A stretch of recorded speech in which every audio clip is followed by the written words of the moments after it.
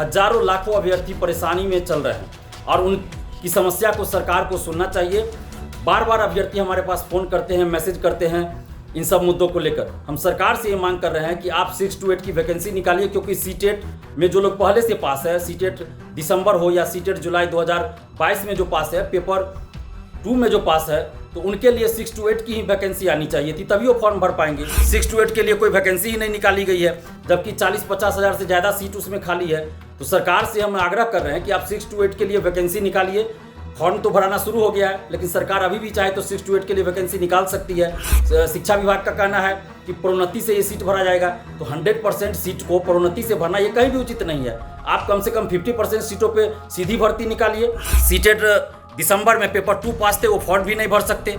अगर उनको अपियरिंग में आप मौका दीजिएगा सीटेट जुलाई वाले को फॉर्म भरने के लिए, तो वो लोग पेपर 1 की परीक्षा दे सकते हैं, अपियरिंग में फॉर्म भर सकते हैं। इसलिए अपियरिंग में मौका मिलना चाहिए। जिस तरह से बीएड और डीएलएड वाले को अपियरिंग में मौका दिया गया, हम लोगों ने आवाज़ उठाई, सरकार ने बात मान ली, उसके लिए धन्यवाद देते हैं। जिस तरह से सीटेट बिहार में शिक्षकों की नियुक्ति के लिए 1,70,000 सीटों पे वैकेंसी निकली है, उसका विज्ञापन आया है, लेकिन इस विज्ञापन में 6 to 8 के लिए कोई वैकेंसी नहीं निकाली गई है।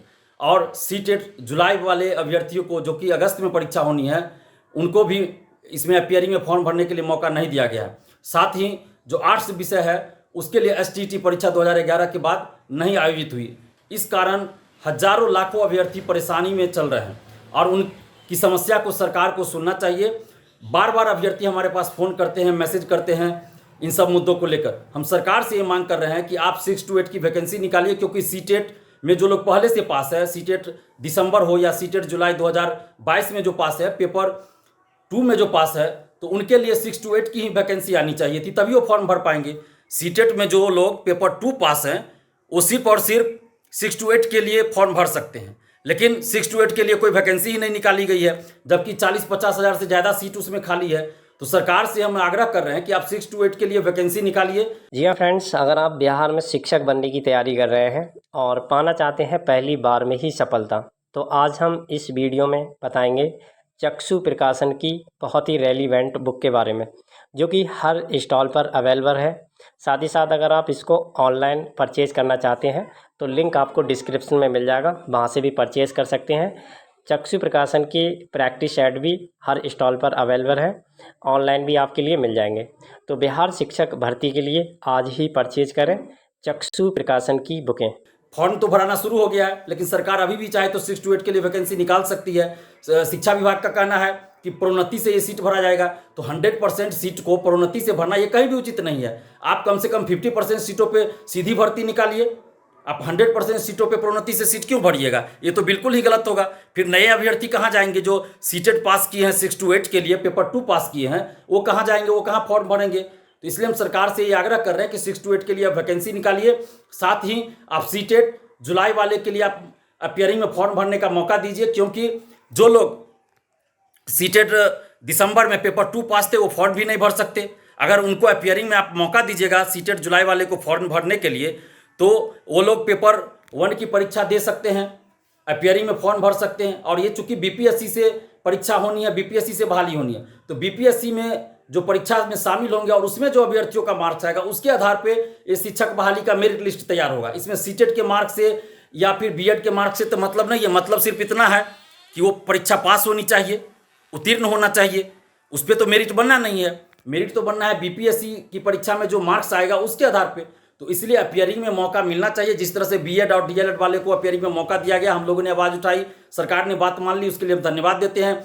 जिस तरह से सीटेट बीटेट में 5% अंकों में कमी देने की, छूट देने की मांग हम लोगों ने की, सरकार ने उसको उस मांग को मान लिया, उसके लिए हम सरकार को धन्यवाद देते हैं। इसी तरह हम सरकार से ये मांग कर रहे हैं कि आप सीटेट जुलाई वाले अभ्यर्थियों के साथ भी न्याय कीजिए। 6 to 8 की आप वैकेंसी निकालिए और सीटेट जुलाई वाले को भी अपियरिंग में फॉर्म भरने का मौका दीजिए, क्योंकि हजारों लाखों अभ्यर्थी हैं जो परेशानी में चल रहे हैं, बहुत परेशान हैं, डिप्रेशन में जा रहे हैं, कि उनके लिए कोई रास्ता ही नज़र नहीं आ रहा है।